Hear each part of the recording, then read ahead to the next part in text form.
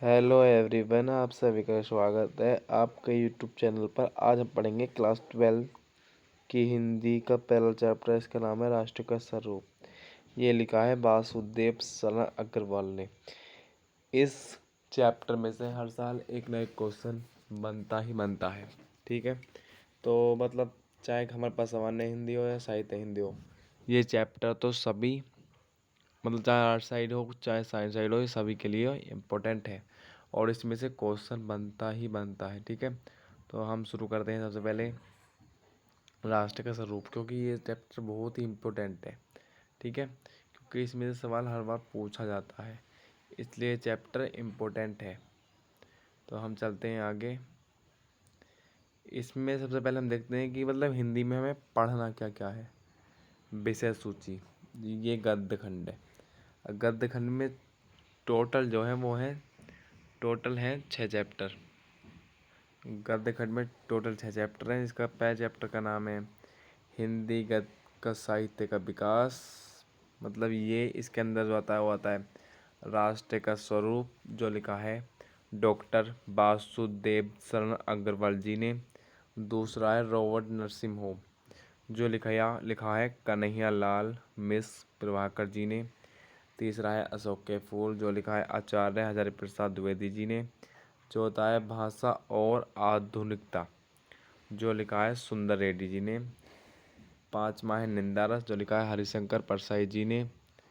और छठा है हम और हमारा आदर्श, जो लिखा है डॉक्टर APJ अब्दुल कलाम जी ने। ठीक है, ये 6 चैप्टर हो गए गद्य खंड के। और उसके बाद चलते हैं हम काव्य खंड में। तो काव्य खंड में आता है पहला चैप्टर है पवन दूती का। ये लिखा है अयोध्या सिंह उपाध्याय हरिओद ने। दूसरा केकई का अनुताप, इसके अंदर एक केकई का अनुताप है और गीत है। ये लिखा है मैथिली शरण गुप्त जी ने। और फिर उसके बाद है नौका विहार परिवर्तन बाबू के प्रति, ये लिखा है सुमित्रेंद्र पंत जी ने। अगला है गीत, ये लिखा है महादेवी वर्मा जी ने। और फिर उसके बाद है उर्वशी अभिनव मनुष्य पूर्वा, रामधारी सिंह दिनकर जी ने लिखा है। और मैंने आहुति बनकर देखा और हिरोशिमा, ये लिखा है सच्चिदानंद हीरानंद अज्ञे जी ने। ठीक है, तो मतलब 6 चैप्टर हो गए गद्य के और 7 हो गए पद्य के, तो टोटल हो गए 13 चैप्टर। ये 13 चैप्टर हमें पढ़ने हैं। और फिर मतलब कथाखंड है, भूमिका, ध्रुव यात्रा, पंच मतलब 4 कहानियाँ हैं। और निबंध आते हैं, प्रार्थना पत्र आता है, ये सब तो मतलब आते ही हैं। और हाँ, 15 नंबर की संस्कृत होती है, जिसमें कि मतलब ये हिंदी दिखाई गई है, इसमें हमने आपको संस्कृत नहीं दिखाई, तो 15 नंबर की संस्कृत।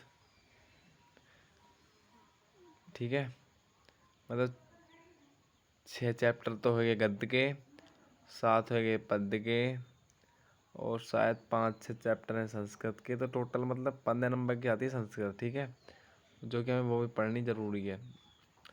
फिर हम चलते हैं, मतलब इसके बाद ये विषय सूची हमें देखनी ज़रूरी थी। ठीक है, फिर चलते हैं हम और आगे। आगे दे रखा है, मतलब चैप्टर का नाम है हमारे राष्ट्र का स्वरूप। कि राष्ट्र का स्वरूप क्या है।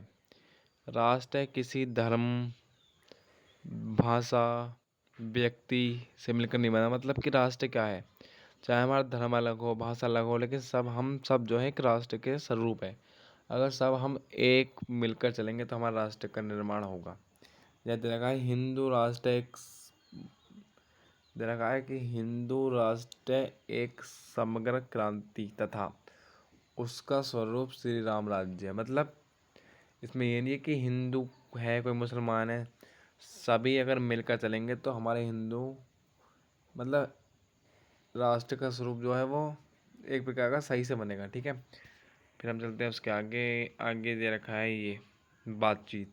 क्या हमारी पहली क्लास है हिंदी में, तो हम पहले बातचीत मतलब आपको दिखाते हैं कि क्वेश्चन किस प्रकार के आते हैं। ठीक है, कि यह क्वेश्चन किस प्रकार के पूछे जाते हैं। ठीक है, ये अब देखते हैं हम। तो क्वेश्चन जो पूछे जाते हैं वो पूछे जाते हैं अति लघु वे में आते हैं। मतलब कि आपको 4 क्वेश्चन दिए होंगे और उनको विकल्प दिए जाएंगे। ठीक है, जिसमें दे रखा है कि बातचीत शीर्षक निबंध के निबंधकार हैं। ये पहला क्वेश्चन है कि इसका आंसर देना है कि इसके निबंधकार कौन है। तो इसका आंसर है बालकृष्ण भट्ट जी। दूसरा क्वेश्चन है बालकृष्ण भट्ट किस युग के रचनाकार हैं? तो इसका आंसर होगा भारतेंदु युग के। तीसरा दे रखा है कि 100 अज्ञान एक सुजान उपन्यास के लेखक कौन है? तो उत्तर होगा बालकृष्ण भट्ट जी। चौथा दे रखा है आउट ऑफ कन्वर्सेशन कहाँ के लोगों में सर्वाधिक प्रचलित है? तो यूरोप के। क्वेश्चन नंबर 5 होगा बालकृष्ण भट्ट ने किस पत्रिका का संपादन किया? तो आंसर होगा प्रदीप पत्रिका का। ठीक है। फिर उसके बाद है बातचीत के माध्यम से बालकृष्ण भट्ट क्या बताना चाहते हैं? तो बातचीत की शैली बताना चाहते हैं। क्वेश्चन नंबर 7 दे रखा है निम्नलिखित में से बालकृष्ण भट्ट का निवास स्थान कौन सा है? तो वो है इलाहाबाद, जिसे हम प्रयागराज भी कहते हैं। 8वां है बालकृष्ण भट्ट द्वारा कौन सा उपन्यास रचित है? तो आंसर होगा अपने अपने अजनबी।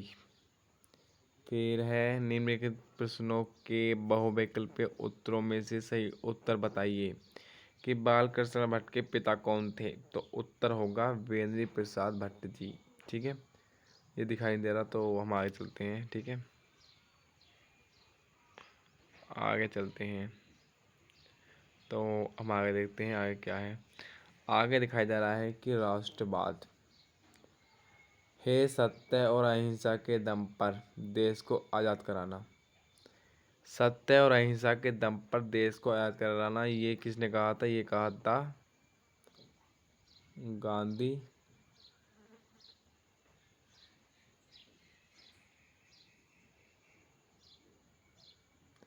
ये बात कही थी गांधी जी ने। ठीक है, आपके सामने ये आ रहा होगा क्वेश्चन। ठीक है, कि जीवन परिचय लिखने का सही तरीका। जीवन परिचय लिखने का सही तरीका। ठीक है, क्योंकि जीवन परिचय जो है वो 5 से 7 नंबर का हमारे पेपर में पूछ लिया जाता है, गद्य से और पद्य से। 7 नंबर गद्य के और 7 पद्य के। तो 14 नंबर का जीवन परिचय भी पूछ लिया जाता है। ठीक है, तो इसलिए हमें विशेष ध्यान देना होगा। फिर हम चलते हैं आगे।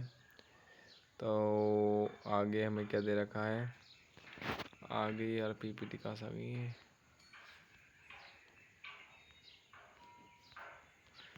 वो इसके बाद जीवन परिचय लिखने की ट्रिक हम आपको अगली क्लास में बताएंगे। तो thank you so much everyone class देखने के लिए। मतलब वासुदेव अग्रवाल जी का जीवन परिचय लिखना हम आपको नेक्स्ट क्लास में सिखाएंगे, मतलब कि अगली कक्षा।